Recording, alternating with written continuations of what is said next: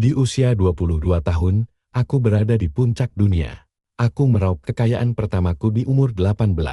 Dan sekarang aku mengelola dana keluarga senilai 10 miliar dolar. Tapi tiba-tiba, seorang penjuri kelas teri bergigi busuk melacakku.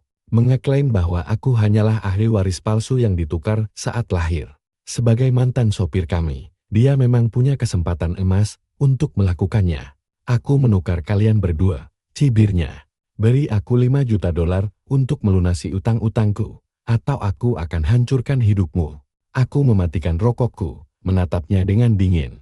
Lalu bertanya di mana ahli waris yang asli berada. Saat dia memberitahu bahwa anak itu adalah petarung jalanan tak berpendidikan yang menjadi tameng. Hidup di arena tarung bawah tanah, aku hanya terkeker. Setelah aku memastikan dia memang bisa bertarung, kau akan mendapatkan uangmu, kataku. Aku tidak pernah membayangkan bahwa seluruh hidupku adalah kebohongan yang dirancang dengan sangat rapi tumbuh besar. Aku adalah anak yang sempurna cerdas, penurut, dan sangat setia. Orang tua angkatku sangat legendaris di dunia bisnis karena dikenal sebagai penilai bakat yang dingin dan kejam. Di mata mereka, aku adalah penerus yang ideal karena mewarisi sifat mereka yang dingin dan penuh perhitungan. Aku sedang meninjau merger korporasi besar ketika pria paruh baya berbau busuk ini menerobos masuk ke kantorku sebelum petugas keamanan sempat menyeretnya keluar. Dia membanting laporan DNA yang menguning dan segenggam foto lama ke atas mejaku. Aku memberi isyarat agar para penjaga pergi, bukan karena aku langsung mempercayainya, tapi karena aku mengenali tatapan putus asa dan serakah di matanya. Dia adalah parasit, jenis penjudi nekat yang biasa kuhadapi di meja negosiasi. Jika aku tidak membereskannya langsung dari sumbernya, dia akan memerasku sampai habis seperti lintar. Namanya Wang Qian. Dia adalah sopir keluarga kami 20 tahun yang lalu. Bahkan sebelum aku sempat menanyakan detailnya, dia langsung menjatuhkan dirinya ke sofa kulitku. Menaikkan sepatu botnya yang kotor ke atas meja kopi. Ayah kandungmu sedang sial belakangan ini, seringainya. Kamu sekarang jadi ahli waris yang kaya raya. Sebagian kecil saja dari uang jajanmu sudah cukup untuk menghidupiku. Jangan pernah berpikir untuk melapor ke polisi. Tes ini asli, dan aku menyimpan bukti penukaran itu. Jika kamu tidak membayar, aku akan pergi ke media dan menunjukkan kepada semua orang bahwa ahli waris keluarga Su yang brilian ini hanyalah anak haram seorang sopir.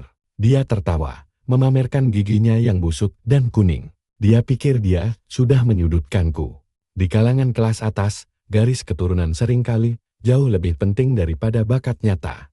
Jika rahasia ini terbongkar, Dewan Direksi sekumpulan rubah tua itu akan mengelilingiku seperti hiu yang mencium bau darah. Orang lain pasti sudah panik di bawah tekanan seperti ini. Tapi aku hanya duduk di sana, mengamatinya. Aku menatapnya seolah-olah dia adalah badut jalanan murah. 5 juta kan? Tanyaku sambil mengetukkan jari-jariku di atas meja. Ya, dan harus tunai, cibir Wang Qian, semakin berani. Ditambah 100.000 dolar per bulan untuk masa pensiunku. Itu adalah imbalanku karena telah menukarmu ke dalam kehidupan yang serba mewah. Jangan tidak tahu diri, aku tersenyum dalam hati. Dia mencuri bayi majikannya hanya untuk memberikan kehidupan mewah kepada putranya sendiri dan mengamankan sapi perah di masa depan. Sungguh perhitungan yang sederhana, namun licik. Diam-diam aku menyalakan perekam suara di bawah meja. Karena katanya aku ini anakmu, aku memulai. Di mana ahli waris keluarga Su yang sebenarnya? Di mana dia sekarang? Wang Qian mencibir dengan penuh penghinaan, sampah tidak berguna itu. Aku membuangnya ke arena tarung bawah tanah untuk menjadi samsak hidup. Dia bahkan tidak pernah lulus SMA. Dia hanyalah seekor binatang yang ditakdirkan untuk membusuk di dalam lumpur. Aku mengangkat alis, merasakan gelombang kelegaan. Jika ahli waris yang asli adalah seorang elit berpendidikan sepertiku, posisiku akan berada dalam bahaya serius, tapi seorang petarung kasar yang hanya mengandalkan otot. Di dunia kapitalis yang kejam ini, otak akan selalu mengalahkan otot. Lagi pula, dengan keluarga kami yang menghadapi ancaman yang terus meningkat, aku membutuhkan senjata yang tajam dan setia. Aku berdiri dan merapikan setelan jas pesanan khususku. Tunjukkan jalannya, perintahku. Wang Qian mengerjap, benar-benar bingung. Tunjukkan jalan kemana? Bagaimana dengan uang tunaiku? Aku menatapnya dengan dingin untuk melihat ahli waris yang asli. Aku tidak pernah melakukan investasi yang buruk. Pertama-tama, aku harus memeriksa barangnya sebelum aku setuju untuk membayarmu. Tatapanku yang sedingin es membuatnya menciut. Aura wibawa dari seorang pemimpin sejati memaksanya untuk tunduk. Meskipun dia terus menggumamkan sumpah serapar dengan pelan. Dia bangkit, berasumsi bahwa aku ingin melenyapkan ahli waris yang asli untuk mengamankan posisiku. Selama dia dibayar, dia tidak peduli apakah anak laki-laki yang dia aniaya selama 20 tahun itu hidup atau mati. Wang Qiang mengantarku ke sebuah gudang terbengkalai di sisi barat kota yang telah diubah menjadi klub petarung bawah tanah ilegal. Begitu aku melangkah keluar dari mobil, gelombang bau keringat yang menyengat dan menyesakkan, tembakau murah, serta darah anjir langsung menerpa wajahku. Itu benar-benar menjijikkan. Sebagai orang yang fobia kuman, secara naluriah aku mengeluarkan sapu tangan sutra untuk menutupi hidung dan mulutku. Di sekeliling ring, para penonton yang haus darah dengan tatapan gila melambai-lambaikan tumpukan uang tunai yang tebal, berteriak meminta kekerasan, bunuh dia. Cabik-cabik dia. Raung mereka. Kemudian, di bawah sorotan lampu yang berkedip-kedip, aku melihatnya. Aku melihat Su Cheng. Dia sama sekali tidak seperti yang kubayangkan. Tidak ada kepengecutan di dalam dirinya, tidak ada semangat yang patah. Tanpa mengenakan baju dan dipenuhi luka baru yang tumpang tindih dengan bekas luka lama. Dia berdiri berhadapan dengan dua petarung kelas berat Rusia yang bertubuh raksasa. Masing-masing dengan berat lebih dari 200 pon. Yang mempermainkannya seperti kucing menyudutkan seekor tikus. Su Cheng terlihat kecil di hadapan para raksasa itu. Tetapi matanya berkobar dengan kilatan cahaya yang mengerikan dan buas. Itu adalah tatapan serigala liar yang terdesak, siap merobek tenggorokan lawannya. Tiba-tiba, suara retakan tulang yang memuakkan bergema di Santero Arena. Su Cheng terpental jauh akibat pukulan yang sangat keras. Pukulan itu meremukkan tulang rusuknya, membuatnya terhempas keras ke tali ring. Di bawah ring, Wang Qiang meneriakkan sumpah serapar, "Bangun, kau sampah tidak berguna. Aku bertaruh uangku untukmu." Su Cheng tampaknya mendengar teriakan itu. Sambil menyeka ludah bercampur darah dari bibirnya. Secara ajaib, dia perlahan-lahan berdiri kembali meski sempoyongan. Detik berikutnya, dia melesat maju bagai peluru meriam. Sama sekali mengabaikan pertahanannya sendiri, dia menerjang salah satu raksasa itu. Menggigit leher pria itu dalam-dalam sambil mengunci lengannya. Dengan suara patahan yang brutal dan memuakkan. Raksasa itu menjerit histeris saat lengannya hancur. Petarung raksasa itu ambruk, lengannya terpelintir ke sudut yang mengerikan. Su Cheng tidak ragu-ragu, dia berguling, memanfaatkan momentum untuk melompat berdiri, dan menghantamkan lututnya dengan keras ke rahang raksasa kedua. Arena tarung itu ketika menjadi sunyi senyap sesaat, sebelum akhirnya meledak dalam sorak-sorai yang memekakkan telinga dan haus darah. Itu adalah pembantaian murni. Su Cheng menang. Sambil menyeret kakinya yang patah, dia berjalan pincang keluar dari ring. Sebelum dia sempat berdiri dengan tegar, Wang Qiang bergegas mendekat dan menendang lututnya dengan keras, membuatnya tersungkur ke lantai. "Kenapa lama sekali? Sampah tidak berguna. Kau membuatku kehilangan semua uang kemenanganku," sembur Wang Qiang. Dia merogoh saku Su Cheng, mencakar-cakar demi merampas segelintir uang kertas yang didapatkan. Bocah itu dengan mempertaruhkan nyawanya. "Jangan, tolong, itu untuk obat ibuku, mohon Su Cheng." Suaranya serak saat dia mati-matian melindungi sakunya. "Dia toh akan mati juga, buat apa buang-buang uang untuknya?" bentak Wang Qiang. Wang Qiang menampar wajahnya, merampas lembaran uang itu dengan kasar. Berdiri di balik bayangan, aku menyaksikan pemandangan ini. Dia memiliki seekor binatang buas yang hebat dan mematikan. Tetapi dia memperlakukannya seperti samsak sekali pakai. Sungguh sia-sia belaka. Aku melangkah maju. Para pengawal pribadiku dengan mudah menghalau para berandalan lokal yang mencoba mendekatiku. Aku berjalan menghampiri Su Cheng, mengeluarkan sebotol salep penyembuh yang langka dan sangat mahal dari mantelku. Lalu melemparkannya ke pangkuannya. Dia menangkapnya secara naluriah dan mendongak menatapku. Dalam sepersekian detik itu, mata kami saling mengunci di bawah cahaya temaram dan berdebu dari arena bawah tanah tersebut. Tatapannya penuh permusuhan dan sangat waspada, seperti predator terluka yang bersiap untuk menerkam. Tapi aku tidak merasa terintimidasi. Aku hanya sedang memeriksa senjata mematikan yang akan segera menjadi milikku. Siapa kau? Tanyanya dengan suara serak. Sebelum aku sempat menjawab, Wang Qiang menerobos mendekat. Matanya yang serakah terbelalak lebar. Matanya tertuju pada jam tangan Patek Philippe edisi terbatas di pergelangan tanganku. Oh, Tuan muda, sampah ini tidak layak mendapatkan obat mahalmu, rayunya. Nah, sekarang, bagaimana dengan uangku? Aku perlahan melepas jam tangan itu. Sebuah jam tangan langka senilai 2 juta dolar. Wang Qiang menelan ludah dengan susah payah, mengulurkan tangannya dengan serakah. Aku membiarkannya lolos dari jari-jariku. Dengan bunyi ceburan pelan, jam tangan seharga 2 juta dolar itu jatuh tepat ke dalam selokan yang busuk dan berbau menyengat. Wang Qiang menjerit, langsung merangkak dengan kedua tangan, dan lututnya layaknya seekor anjing. Dengan panik mengais-ngais lumpur yang kotor. Su Cheng terpaku, menatap bergantian antara aku dan ayahnya yang menyedihkan itu. Aku mengeluarkan sapu tangan baru. Dengan tenang mengusap jari-jariku yang sempat menyentuh jam tangan itu. Kau lihat sekarang? Tanyaku. Suaraku terdengar sangat dingin. Beberapa barang bisa dibersihkan dan diselamatkan saat kotor. Tapi beberapa orang memang sudah benar-benar busuk, dan memang sudah selayaknya dibuang ke tempat sampah. Aku mengalihkan pandanganku padanya.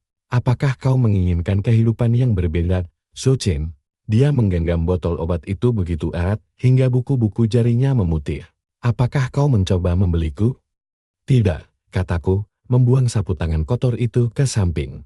Aku di sini untuk membawamu pulang, dan mengirim monster jahanam ini ke neraka. Aku menolak membayar Wang Qiang malam itu. Sebaliknya, aku menyuruhnya untuk mengambilnya di kediaman Su keesokan paginya. Sementara dia berhayal menjadi kaya raya. Aku mengirimkan semua bukti kami kepada kenalanku di divisi penyelidikan kriminal. Di kalangan kelas atas, ikatan keluarga tidak ada harganya dibandingkan dengan keuntungan murni. Aku sedang melindungi asetku dan mempersiapkan langkahku selanjutnya. Keesokan paginya, suara siren memecah keheningan di lingkungan eksklusif kami. Sebelum Wang Qiang sempat menapakkan kakinya di dalam gerbang kami, para petugas polisi langsung membantingnya ke tanah. Dijerat dengan tuduhan penipuan besar, perdagangan anak, dan perjudian ilegal. Dia akan mendekam di penjara selama sisa hidupnya yang menyedihkan. Aku menyaksikannya dari atas. Sambil berdiri di dekat jendela lantai 2, aku melihatnya didorong masuk ke dalam mobil polisi. Kemudian, aku berbalik dan meletakkan flash disk yang berisi seluruh kebenaran di atas meja mahoni besar di ruang kerja kami. Orang tua angkatku duduk di hadapanku. Wajah mereka pucat pasi karena terkejut. Apa katamu? Kamu itu anak dia. Suara ibuku bergetar saat cangkir teh porselannya hancur berkeping-keping di lantai. Ayahku, seorang veteran perang korporat yang kejam, segera menyembunyikan keterkejutannya dengan ketenangan yang dingin. Apa kamu tahu apa artinya ini, Liu Nian? Tanyanya. Ini artinya, pewaris sah keluarga ini telah menderita di jalanan, sementara kamu hidup bergelimang. Kemewahan. Aku menjawab dengan tenang, itu juga berarti 20 tahun pelatihan elit dan investasi ayah. Terbuang sia-sia untuk orang luar. Ayah mengernyitkan dahi, mengetuk-ngetuk sandaran tangan mahoni. Dia tidak peduli soal hubungan darah, dia hanya peduli pada bisnis. Dan aku adalah penerus kejam nan sempurna yang dia bentuk sendiri. Aku orang yang dingin, penuh perhitungan, dan hanya peduli pada keuntungan. Sementara putra kandungnya hanyalah seorang preman jalanan ini, persis seperti yang kuinginkan. Aku berlutut di hadapan mereka dengan punggung tegak lurus. Ayah, ibu, sekarang setelah kebenaran terungkap, aku tidak punya alasan lagi untuk mempertahankan posisiku di perusahaan ini.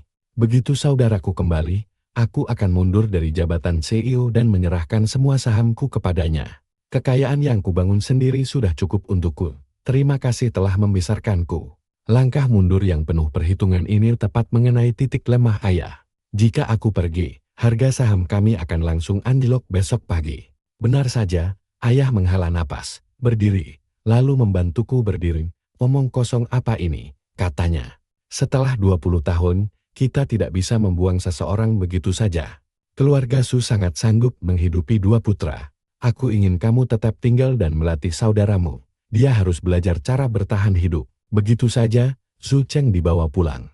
Sore itu, dengan menjinjing tas kanvas usang, Dia berdiri di dalam mansion kami yang megah berlapis emas. Sepatu katsnya yang berdebu tampak sangat tidak pantas di atas karpet Persia kami yang tak ternilai harganya. Ibuku menangis, mencoba memeluknya.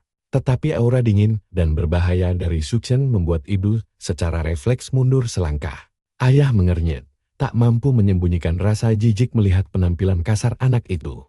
Bagaimana kamu bisa jadi seperti ini? Gumamnya, tubuhmu bau kemiskinan. Suchen hanya diam, tatapan tajamnya terkunci sepenuhnya padaku. Malam itu, aku mengetuk pintunya. Dia duduk terpaku di ranjang mewah yang sangat besar. Dia menatap kosong. Begitu aku masuk, seluruh tubuhnya langsung menegang.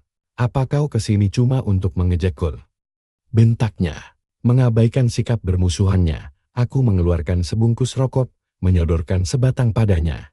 Lalu menyalakan rokokku sendiri. Di rumah ini, air mata dan tinju sama sekali tidak berguna. Kau harus menjadi orang yang berguna, atau kau harus patuh. Aku mengamatinya dari balik kepulan asap rokok.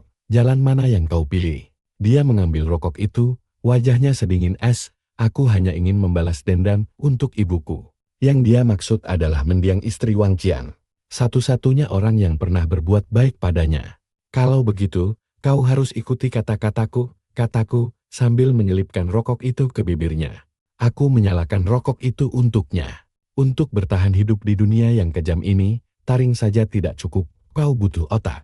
Aku akan mengajarimu cara menggigit di bagian yang paling menyakitkan. Dan, bagaimana cara menghancurkan semua orang yang pernah merendahkanmu. Dia mengisapnya dalam-dalam, terbatuk keras, tapi tidak membuangnya. Dia menatapku dari balik kepulan asap, matanya memancarkan keraguan. Kalau kau mengkhianatiku, aku akan merobek tenggorokanmu duluan. Aku tersenyum tenang, sepakat. Pada hari persidangan Wang Qian, ayah bersikeras agar seluruh keluarga hadir. Katanya ini, agar adikku bisa berdamai dengan masa lalunya setelah melihat penyiksanya diadili. Ayah ingin dia fokus untuk menjadi pewaris baru. Tapi aku tahu, itu hanyalah panggung sandiwara untuk memamerkan kekuasaan besar keluarga kami. Di ruang sidang, menyadari nasibnya sudah tamat, Wang Qian benar-benar kehilangan akal sehatnya. Sambil menggemerincingkan borgolnya, dia berteriak dan mengamuk gila-gilaan di kursi terdakwa. Wang Qian berteriak histeris ke arah wartawan. Su Yuniang, dasar anak tidak tahu diuntung. Aku yang membesarkanmu. Tapi anjing pun masih tahu cara balas budi. Dan kau, Su Chen, kau memang bajingan yang terlahir sebagai pembunuh. Dia mati-matian bertingkah gila, agar dinyatakan tidak sehat secara mental. Dan kau, Su Chen, kau pikir kau itu istimewa. Aku masih punya foto-fotomu saat terpaksa makan makanan anjing sewaktu kecil. Ibumu yang sudah mati itu juga seorang pecundang. Aku memukulinya sampai mati, dan dia bahkan tidak berani merintih. Suara hantaman keras yang memekakkan telinga tiba-tiba membungkam teriakannya. Pagar pembatas kayu jati di depan Su Chen patah berkeping-keping di bawah cengkeraman tangan. Kosongnya, matanya merah padam, urat-urat menonjol di dahinya bagaikan binatang buas yang murka. Dalam sekejap, aturan keluarga dan kehormatan ruang sidang lenyap tak bersisa. Ayahku berteriak dengan wajah memucat, tapi semua sudah terlambat. Su Chen bergerak secepat kilat hitam, melesat dari bangku penggugat. Dia menabrak dua petugas pengadilan sebelum mereka sempat bereaksi. Bergerak begitu cepat hingga tampak samar saat melompati pagar pembatas. Hen melesat ke udara, detik berikutnya. Tinju bajunya yang terbentuk dari ratusan pertarungan jalanan langsung menghantam wajah Wang Qian. Bunyi retakan tulang yang mengerikan menggema saat hidungnya hancur, membuat gigi dan darah menyembur kemana-mana. Seisi ruang sidang terkesiap ketakutan, dan siaran langsung televisi langsung diputus saat itu juga. Wang Qian bahkan tidak sempat berteriak. Tubuhnya terpental seperti boneka kain, menghantam dinding belakang dengan keras. Tapi Su Chen belum selesai, dia menindih tubuh Wang Qian, mencengkeram lehernya erat-erat. Pukulan ini suaranya terdengar sangat parau, bagai keluar dari neraka. Adalah untuk ibuku, mati kau mati. Di tengah kekacauan itu, rombongan petugas pengadilan merangsek masuk. Butuh 5 atau 6 pria dewasa untuk akhirnya bisa menekan Su Chen yang sedang mengamuk ke lantai, bahkan dalam posisi terkunci. Dia tetap menatap Wang Qian yang bersimbah darah dengan mata liar yang sangat mengerikan. Pemandangan itu benar-benar membuat merinding. Setelah sidang ditangguhkan, Ayah gemetar hebat menahan amarah di ruang pribadi kami.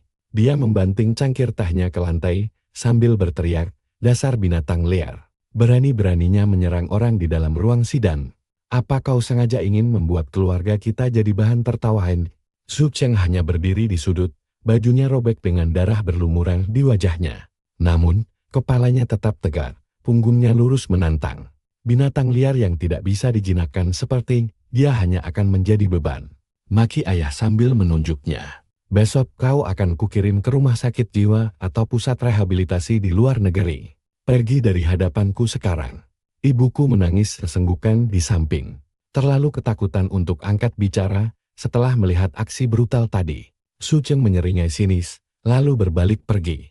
"Tunggu," kataku, melangkah maju untuk menghalangi jalannya. Sekaligus memotong tatapan membunuh ayah. "Ayah, tenanglah," kataku. Aku mengambil sapu tangan dari saku, berjalan mendekati Su Cheng, lalu menyeka noda darah di wajahnya dengan lembut. Tubuhnya menegang, namun dia tidak menghindar. Aku berbalik menatap ayah dengan senyum tipis yang tersembunyi. "Ayah, selama ini ayah mencari kepala keamanan yang benar-benar bisa diandalkan. Para pensiunan pasukan khusus yang kita sewa sebelumnya terlalu kaku. Lihatlah kecepatan dan kekuatan murni Su Cheng, 5 petugas pengadilan pun tak sanggup menahannya." Ayahku mengerjap heran, "Apa maksudmu? Kamu ingin memelihara orang gila ini?" Aku terkekeh pelan, "Bukan gila, ayah, tapi itu bakat murni." Aku melangkah mendekat, merendahkan suara, agar hanya dia yang bisa mendengar. "Ayah, bisnis adalah medan perang. Kita butuh anjing penjaga, dan dia adalah seekor serigala yang sanggup merobek leher singa. Selama kita yang memegang kendali talinya, senjata mematikan ini harus tetap bersama kita. Selain itu, aku melirik ke belakang pada Su Cheng. Jika kita membuangnya, orang lain akan menjadikannya senjata untuk menyerang kita. Lebih baik kita sendiri yang memegang belati tajam ini." Ayah terdiam, menimbang untung ruginya. Kemudian, dia mendengus. Dia bersandar kembali di sofa. "Baiklah, Su Liunian, turuti maumu. Mulai sekarang dia tanggung jawabmu. Kalau dia mengamuk lagi, kalian berdua silakan angkat kaki dari rumah ini." Su Cheng akhirnya boleh tinggal, tapi dia sama sekali tidak berterima kasih. Untuk menjinakkan sifat liarnya, ayah menempatkannya di posisi staf magang dan memaksanya belajar. Saat dihadapkan dengan tumpukan laporan keuangan yang rumit dan buku-buku ekonomi yang sulit dipahami, Su Cheng memilih untuk bermalas-malasan.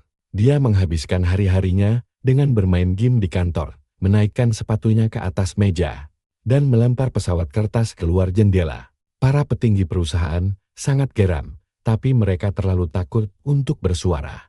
Ayah begitu murka sampai-sampai dia menanggak obat penurun darah tinggi seperti makan permen. Sore itu, aku masuk ke ruangan Su Cheng dan mencabut kabel listrik komputernya. Dia membanting tetikusnya, berdiri, lalu membentak, "Su Liunian, apa kau bosan hidup?" Aku mengabaikannya dan melemparkan buku tebal ke mejanya. "Baca bab pertama dari buku makroekonomi ini dan kerjakan soal-soalnya. Kalau tidak selesai, tidak ada jatah makan malam untukmu." Su Cheng mendengus kasar, lalu menendang buku itu hingga terjatuh. "Tinju adalah satu-satunya kekuatan yang kubutuhkan. Usir saja aku, kalau kau memang punya nyali." Dia sedang mengujiku, mencoba memancing amarahku. Aku membuka kancing gas, menggantungnya dengan tenang, lalu menyingsingkan lengan kemejaku. "Tol, jadi kau pikir tinjumu itu sangat hebat?" Aku melemaskan pergelangan tanganku hingga berbunyi dengan wajah datar. "Ayo bertarung. Kalau kau menang, kau bebas melakukan apa saja sesukamu. Aku akan bilang ke ayah, kalau kau memang tidak bisa ditolong lagi. Tapi kalau aku menang, kau harus belajar." Su Cheng menatapku dari atas ke bawah dengan sangat merendahkan. "Lemah seperti ini, aku bisa menghancurkanmu bahkan dengan satu tangan diikat di belakang punggung. Mari kita buktikan," kataku. Seketika itu juga, dia menerjang ke arahku. Tanpa teknik berbelit-belit, hanya kecepatan dan kekuatan murni yang mengerikan. Yang berniat meremukkan tubuhku dulu, aku pasti sudah hancur lebur. Namun, dia tidak tahu bahwa demi meredakan stres, aku telah berlatih Jiu-Jitsu Brasil dan Krav Maga selama 5 tahun penuh di bawah bimbingan pelatih kelas dunia. Begitu tinjunya melayang, aku langsung menyelinap masuk, mencengkeram pergelangan tangannya, lalu merunduk rendah Dengan memanfaatkan momentum dan daya ungkit tubuh, aku mengunci lengannya. Bruk, hanya dalam waktu 3 detik. Su Cheng sudah terkapar di lantai dengan wajah terhempas ke karpet yang dingin. Dia tidak berkutik, kekuatan kasar sama sekali, tidak berguna menghadapi kuncian sendi. Semakin keras dia meronta, semakin sakit rasanya. Lepaskan aku. Kau main curang. Teriaknya. Aku mempererat kuncianku, sampai dia meringis kesakitan. Ini namanya strategi. Aku melepaskannya, berdiri, lalu menatapnya dari atas. Kekuatan fisik semata bukanlah kekuatan yang sesungguhnya, melainkan pengendalian diri. Di jalanan, kau mungkin bisa mengalahkanku, tapi di bawah aturan mainku, aku bisa dengan mudah menghancurkanmu. Jika kau ingin membalas dendam dan melibas semua musuhmu, kau butuh otak sekaligus otot. Su Cheng terbaring di sana sambil terengah-engah. Rasa permusuhan di matanya telah sirna, digantikan oleh tatapan kagum yang rumit. Sebuah pengakuan atas kekuatan yang sesungguhnya. Dia menyeka wajahnya, bangkit berdiri, lalu memungut kembali buku yang sempat dia tendang tadi. Taruhan tetaplah taruhan. Sisi ruangan terdiam dan sejak hari itu, segalanya mulai berubah. Kehidupan di rumah jadi terasa sangat aneh. Siang hari, aku mengurungnya di ruang kerja, mencekokinya dengan logika bisnis dan keuangan. Setiap kali dia buntu, dia akan mengumpat, lalu lanjut belajar lagi. Malam harinya, suara benturan keras menggema dari ruang olahraga. Su Cheng menjadi pelatih pribadiku, mengajariku trik-trik kotor pertarungan jalanan. Menggunakan gigi, kuku, atau apa saja yang ada di sekitar. Melalui keringat dan luka memar, kami membangun ikatan yang aneh. 1 bulan kemudian, di acara makan malam keluarga, ayahku memberikan ujian mendadak padanya. Melemparkan sebuah laporan keuangan yang telah dimanipulasi. Dia ingin melihat Su Cheng gagal. Su Cheng meliriknya sekilas dan berkata dengan gayanya yang kasar dan blak-blakan. Bukannya ini cuma manipulasi pembukuan? Aliran kasnya benar-benar mandek.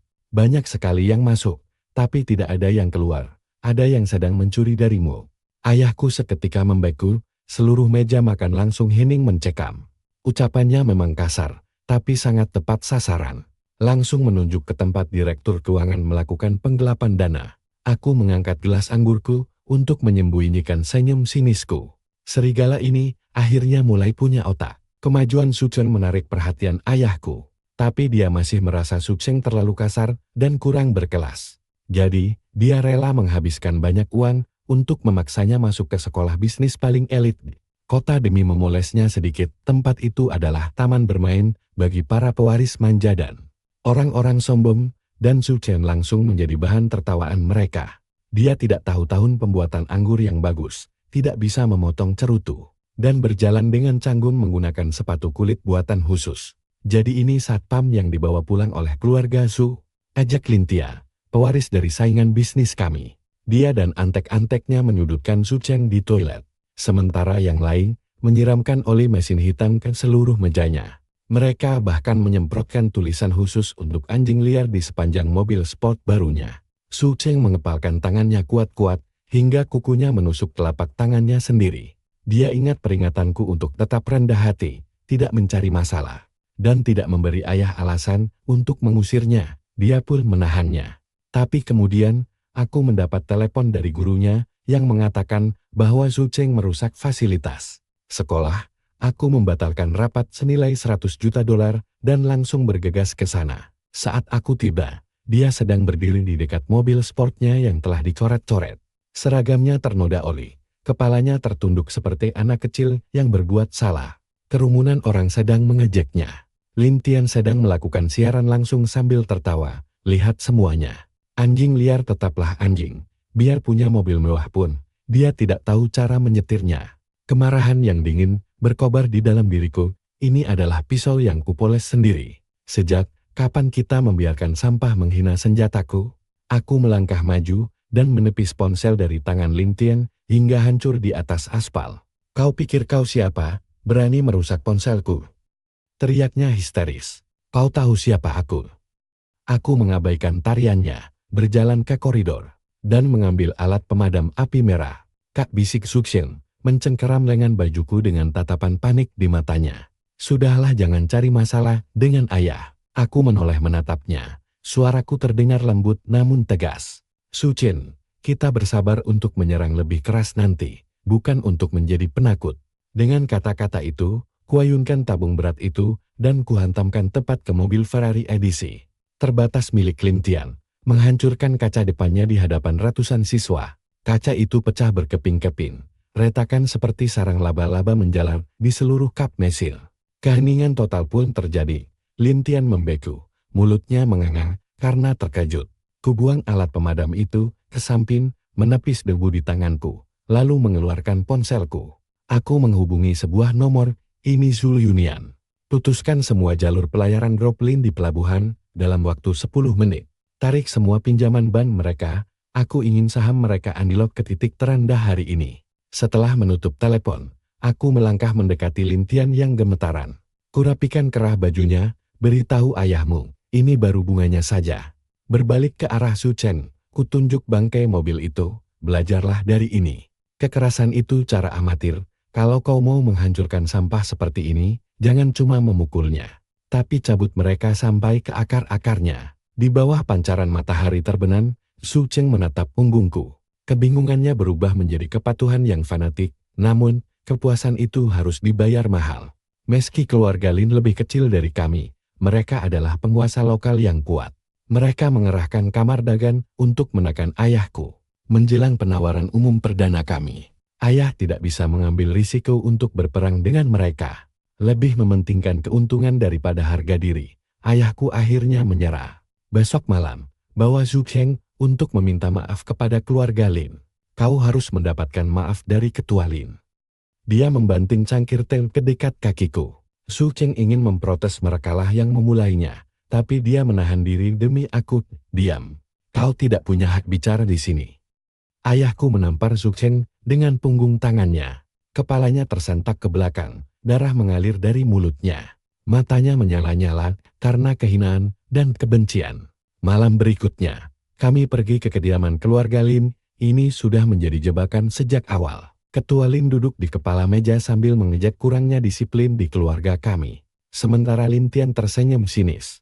Karena Tuan Muda Su ada di sini, untuk meminta maaf, tunjukkan ketulusanmu, kata Ketua Lin sambil menunjuk ke segelas anggur. Anakku trauma. Biarkan Su Chen menyajikan gelas ini sambil berlutut, dan masalah kita anggap selesai. Cairan keruh di dalam gelas itu dipenuhi dengan kotoran yang mengambang.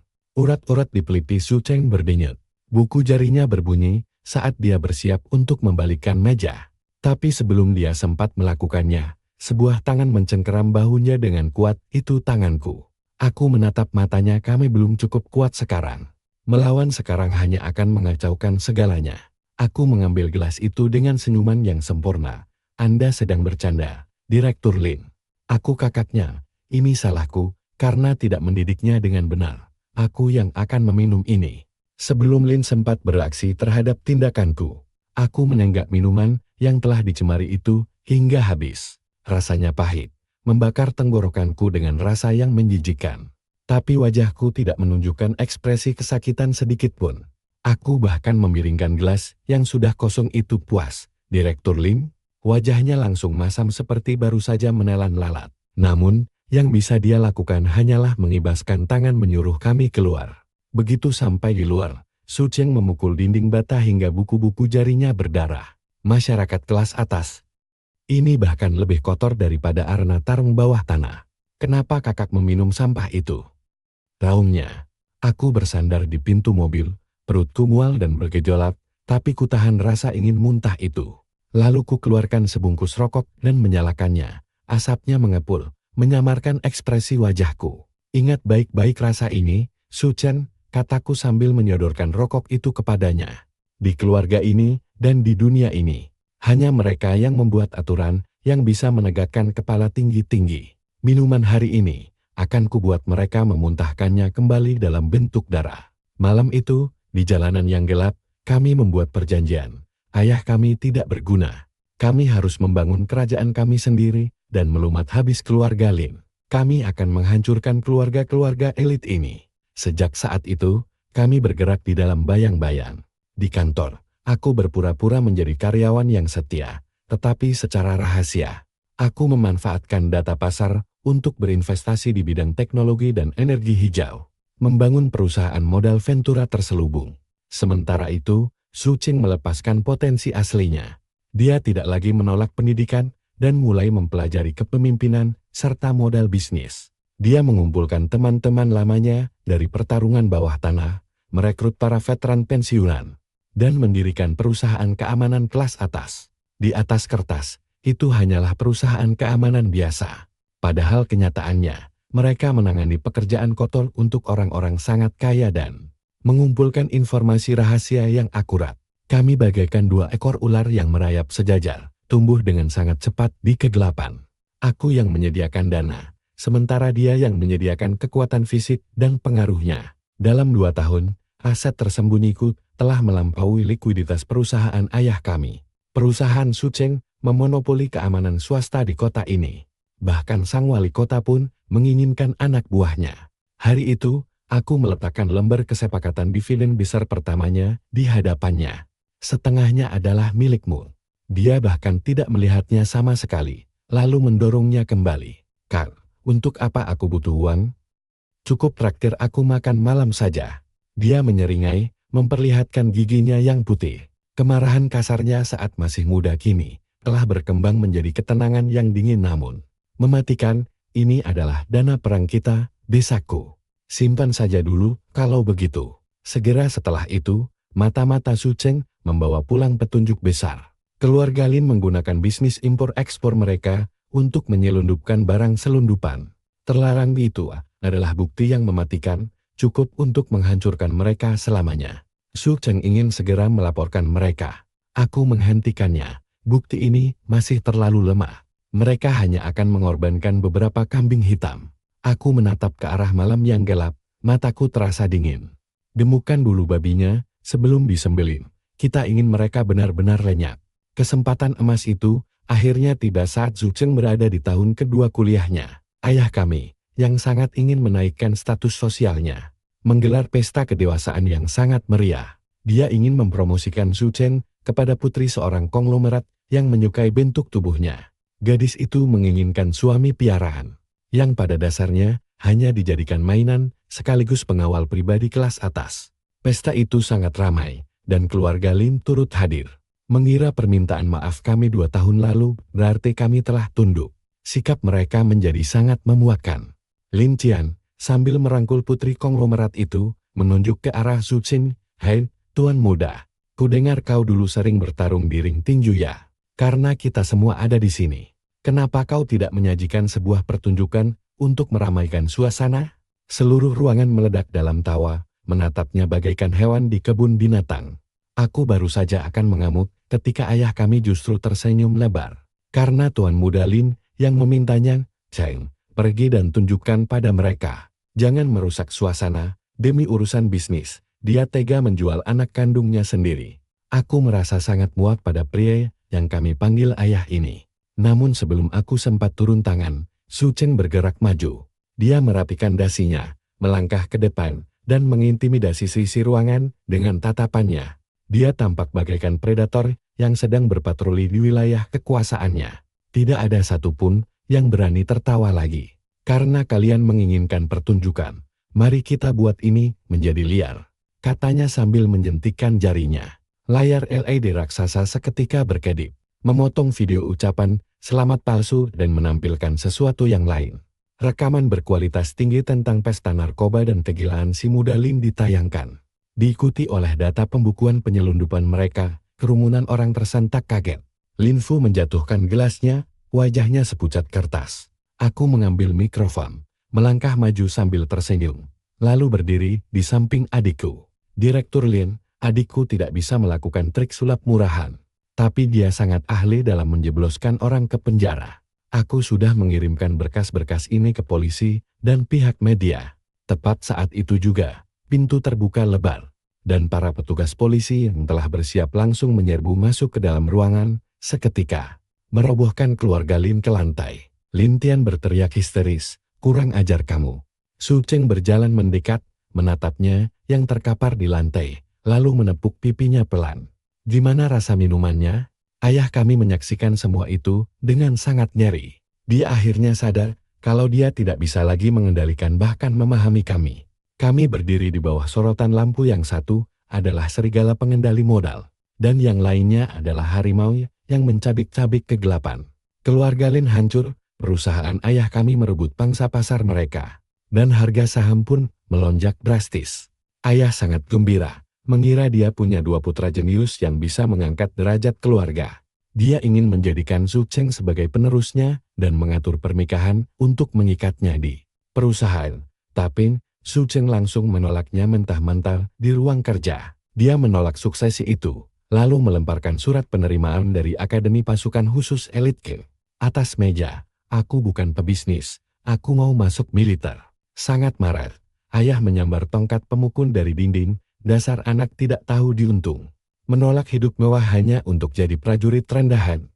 Tongkat itu diayunkan ke bawah, tapi aku langsung menangkapnya dengan satu tangan.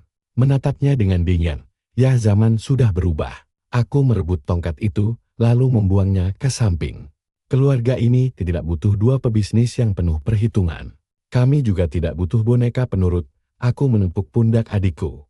Aku yang akan membangun kerajaan bisnis ini, dan dia yang akan melindunginya lewat militer. Satu otot, menguasai kedua dunia. Begitulah cara kita tetap berada di puncak. Dia menatap kami benar-benar sudah lepas dari kendalinya. Bibirnya gemetar sebelum akhirnya dia terduduk lemas, pasrah. Dia sudah tua bagai singa yang tahtanya direbut oleh dua serigala muda. Di bandaran, Su Cheng berdiri mengenakan seragam lorengnya.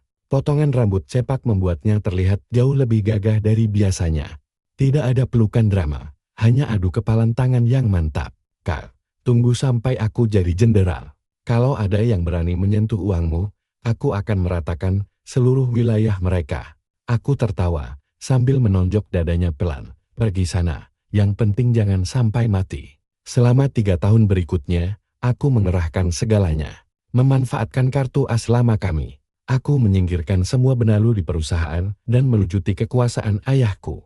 Sadar kalau masanya sudah habis, dia memutuskan pensiun di sebuah pulau pribadi. Aku mengambil alih posisi ketua, memperluas kerajaan bisnis kami ke tingkat global sampai akhirnya aku menghadapi sebuah krisis besar. Demi mengamankan kesepakatan strategis logam langka yang sangat penting, aku pergi ke wilayah konflik di Timur Tengah. Aku dan timku dijebak, lalu diculik oleh kelompok militan, dan dikurung di dalam bunker bawah tanah. Mereka menuntut uang tebusan sebesar $1 miliar dan mengancam akan melakukan eksekusi publik. Untuk memberi peringatan saat panggilan video, pemimpin mereka menempelkan moncong senjata ke dahiku, memaksaku untuk memohon ampun. Aku menatap lurus ke kamera dengan sangat tenang, sambil merapikan dasiku. Aku tahu dia pasti akan datang. 3 detik. Tembak, atau seluruh keturunanmu akan habis. Aku menyeringai. Karena murka, dia menarik pelatuknya, tapi tiba-tiba ledakan dahsyat menghancurkan langit-langit. Asap mengepul tebal saat bom kejut dilemparkan masuk. Disusul suara tembakan beruntun yang sangat presisi. Pasukan khusus bersenjata lengkap turun dari balik asap, bergerak dengan akurasi yang mematikan. Para militan di luar langsung tewas sebelum mereka sempat membidikkan senjata. Begitu asapnya menipis, sang komandan menendang pintu besi hingga terbuka, lalu membuka topengnya. Ternyata itu Su Cheng. Kulitnya tampak lebih gelap, badannya lebih kekar dan ada bekas luka bergerigi dari alis hingga bibirnya, membuat seringai wajahnya terlihat sangat garang. Dia menginjak kepala si pemimpin kelompok militan dengan senapan yang masih berasap, lalu menyeringai ke arahku. Halo, bos besar. Jasa pengamanan ini bisa buat aku dapat diskon 20% ya. Aku mengembuskan napas panjang, bersandar ke dinding. Kamu terlambat 30 detik. Gajimu kupotong. Penyelamatan itu menggemparkan dunia. Aliansi antara kerajaan bisnis kami dan kekuatan militer yang mematikan ini benar-benar membuat para elit bisnis gemetar ketakutan. Tidak ada lagi yang berani macam-macam dengan kami. Semua orang tahu ada monster perang yang melindungiku di belakang. 6 bulan kemudian, di halaman rumah lama kami, burung-burung berkicau di pepohonan. Ayah menelepon dari pulaunya, mengeluh tentang nyamuk dan hasil pancingan yang buruk. Sementara ibu tersenyum, menatap layar lalu beralih ke kedua putranya. Ketika seorang wartawan menanyakan apa rahasia kesuksesanku, aku meletakkan cangkir tehku, melirik ke arah Su Cheng yang sedang mengasah pisau tempurnya, lalu tersenyum ke arah kamera. Aku punya seorang saudara Yang satu punya otak, yang lainnya punya otot. Bersama-sama, kami tidak terkalahkan. Di langit, dua ekor elang terbang tinggi, saling menjaga satu sama lain. Sama seperti kami bukan korban dari takdir yang kejam, melainkan orang-orang yang menulis ulang takdir itu sendiri.